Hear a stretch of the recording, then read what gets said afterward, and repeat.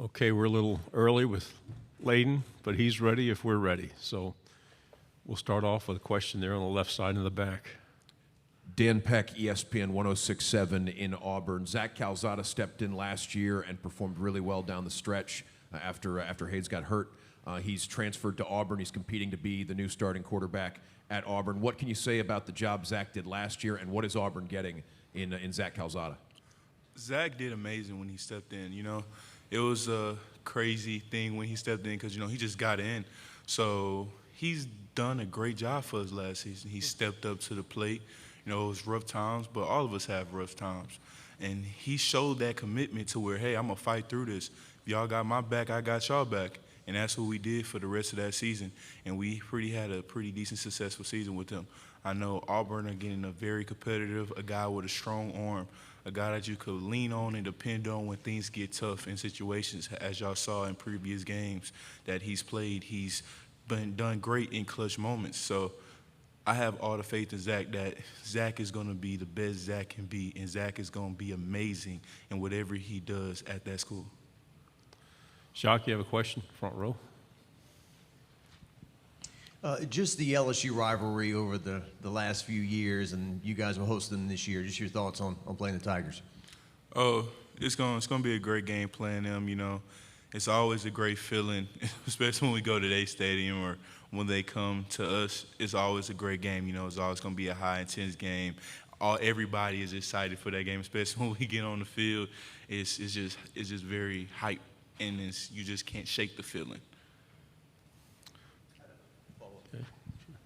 So in this new era of college football, Max Johnson throws the game-winning touchdown pass against you guys, and then a few weeks later, he's on your team. How wild is that, and what's Max like? Oh, Max is dope. I mean, he is amazing. He's come in with his brother. It's the energy that they have towards each other and they just bring to the team. They kind of remind me of like the Gronkowski brothers or the White brothers, just the way their connection is and the way the energy they just bring to our team. It's amazing. And we talked about that. We're like, man, why you had to do that to us? like the last play. And he was like, man, just doing my job. So it was just amazing. That was an amazing game, and just him coming to us and bringing his energy. It's just an amazing fit. He's came in. He's didn't say too much, earned his respect, putting in the work in every single day with his brother. Over here on the right. Just want to ask you a little bit, kind of the vibe in the locker room, this offseason heading into the fall. Coach Fisher just said a little while ago, talent across the board, not just in key positions on the field. What are you guys kind of, as you work out the summer and head into, a season filled with a lot of hype, a lot of high-profile recruits coming in, what's the goal for this team in 2022? The goal for this team is to compete for a national championship. Same goal every year. Nothing's changing. We know our standard, and our standard is to be the best we can be every day. Rise up to the occasion, especially when all chips are down towards you, just to rise up. That's our standard for this season. And we're working every day with the younger guys and making sure as the older guys, we're holding ourselves accountable until what we're telling the younger guys. Right here in the front row. Hey, Layden, AP Stidham, WHEP, Foley, Alabama. Layden, what would you like to see from the offensive line this season in the run game and the pass game? I would like to see aggressiveness and just that dedication not to let our quarterback get touched. That's big, and that's how the old school lines work. Coach Adazio has very implemented that in us. Like, nobody touches our quarterback. We create movement on the line. We worry about the down linemen, and then we worry about the linebackers. It's just that old school raw mentality, and that's the best mentality to me because that lets you know what type of offensive line you are from the go and up front. On the right. Layden, why are sometimes offensive linemen the best talkers when it comes to things like this? I really don't know. We just keep our head down. We just grind, and we know what we can do on the field if we just keep going and just stay humble and stay quiet and composed sometimes, I guess. And then, NIL's been around for about a year. How have you seen that just with guys in the locker room and everything? Has it changed college football at all, or just how's it been a year later now? NIL has been a great opportunity for a lot of athletes, but we just really don't pay attention to NIL like that. It just comes and goes and in and out, and we just focus on this season to making sure every day we take the strides that we need to strive to be successful. In the back on the left. You mentioned Coach Adazio, and he's one of the most accomplished offensive line coaches in college football. But he's spent most of the last decade as a head coach. What have you learned from him since he arrived, and what's it like having someone with so much head coaching experience as your position coach? Well, I mean, I've learned a lot from Coach Adazio, and just finding the passion for the game. Why are you doing this? It's just crazy how much I've learned from him. He just makes you want to be better. Every day you step in the room, when you step in a meeting, you know, we have fun, but it's also when it's business time, it's business time. And he just lets you know, and you can see all the teams he's been on and the championships that he's won. And as you mentioned, him being a head coach, he just knows what it takes. And that's amazing to have a head coach that used to be a head coach as your offensive line coach. That means he's totally focused on this group to make sure that this group is successful that it could be. And I mean, it was just a blessing from the skies getting him on our staff. Right side, second row. Layden Kaggs, TV and College Station. The close losses last year, whether it be LSU you mentioned or Ole Miss, or, you know, it goes down, I think, 4 of those losses were by 7 or less. What would you guys learn about just being right there but coming up a little bit short, and how do you fix that this year? We just learned from that what we gotta prepare, like how we gotta prepare, like next time. That's all we learned. We learned, hey, if we could just go that much further, we know what we did wrong. We know what we have to do to be more successful next time. And that's the best part about it. So we're just gonna take that into this season and make sure we strain our hardest every single game and make sure that we leave no doubt on the field that we gave it all we got. Left side, back row. In your time at Texas A&M, are there any defensive linemen that really stand out, either teammates or opponents, as guys that really made an impression on you with their talent and the way they do their job?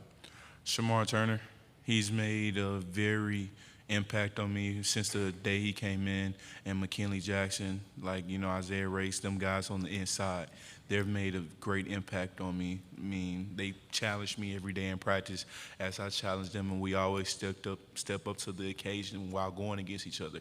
It's always a mutual respect, and we just know that we're on that field to get each other better every day.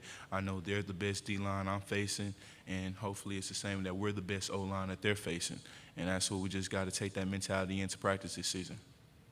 Third row, right side. You know, playing offensive line in the SEC is arguably the most physical battle in college football, you know. But as much as it is physical, how much of a mental battle is it playing offensive line in this conference, given that you're really only highlighted when you do something wrong, you know? A holding call and a touchdown, you know, a clip, something like that. How much do you have to prepare mentally to play in this conference at your position? Well, to me, it's mentally more than physically. So you have to prepare by knowing their blitzes. You have to know what player you're getting, what move they may give you in the third down situation. Okay, so what is his tendencies in third down if they're running this type of stunt or this type of play? You just have to pay attention more, and it's always a thinking game. What body position can I put myself into to where I'm not hurting my center or not hurting my right tackle of getting too much space in it so that it'll make a big gap. You know, it's just always this thinking game. And I say that's one of the best parts about playing O-line. It tests you mentally, and it sees, like, how focused you are on the little details in the game. You probably have a lot of friends who play in this conference. You probably have a lot of them who don't make it to this conference. The ones that don't, are they jealous, or what do they ask you about the SEC? They just, normally my friends, they just ask me, like, how is it playing against SEC competition? How is it? And I'll just say, well, you're playing against 320-pound, 30-pound D linemen every day. It makes you tough, and it makes you grind harder. And my circle is really small, so I don't really have a lot of friends. I just have my small circle group. See, we'll go back here on the left. Kind of a goofy question, but I think I heard you guys talking about it before. The Texas A&M band, when they perform at halftime and they all go different ways, left and right, and they never bump into each other or anything, does that amaze you? Have you ever watched these guys? And I've never got to watch them, but I hear amazing things about it all the time. And I know that takes a lot of focus. I already know how that band thing is, and also you practicing and hiding and having your band equipment on, and that's very important. You know, the closest I ever saw the band was drumline, so I could just imagine what they go through and what they do. But it's amazing what they could do out here. Oh, I love that. That's always after every game when we win. I'm just excited to see that. That's just us uniting as a whole and as a family. And the 12th man is just exciting and celebrating that we won the game. That's a big aspect of our culture at the end of the game. All right, 2 last questions. So, Your impressions of Max Johnson since he arrived on campus and the way he's competing to be your starting quarterback? He's competing well. He's coming every day with his head down, grinding, studying. Just like all the other quarterbacks in the situation, and he's came in and he's made our program even pop. He's made it just more exciting. Fourth quarter when he came in, he made sure he was hard working, and you know we always get tell by our jerseys. He had the maroon jersey with the SEC patch, so that means you're working. You're one of our top workers. You're one of the top people that's working hard. And he had that, so that shows a lot to you about his character. last question. Okay. Was the Alabama game one of your best games as a unit on the offensive line? I can say as a unit, I feel like it was up there, but we prepared for that game just like we prepared for all of our other games. We made sure that, hey, we just got to make sure that we get every little thing right. We got to make sure that if we have a bad play, just shake it off and go to the next play, which we did throughout the whole season. So that game, the way we played, that was from the preparations of the other games that we had, getting to learn each other and getting to know each other. Layden, really good job. Thanks very much for your Thank you time. so much, y'all. God bless y'all.